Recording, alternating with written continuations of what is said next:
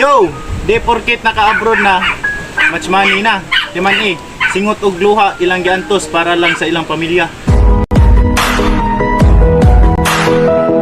Para sa OFW no, dili tanang abroad, hayahay na dito sa gawas. Yanuhon panghuam ang kwarta, dugay pa kay mamayad sa utang. Kahibos-hibos na yun. Huwag niyo una-una nangining kamot na pagkitag kwarta para sa ilang pamilya.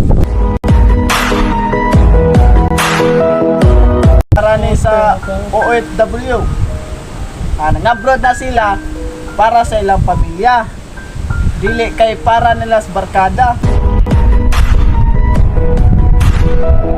Yo, para din sa OFW no. Nang-abroad na sila, di kay nanghambog na silang kwarta. Nang-abroad na sila og naningkamot para sa ilang pamilya.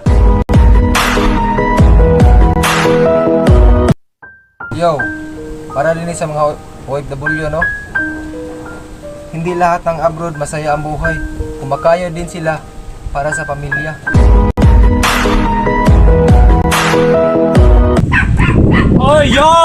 Para din sa mga OFW di ay, bakit masarap ang kabit kaysa asawa?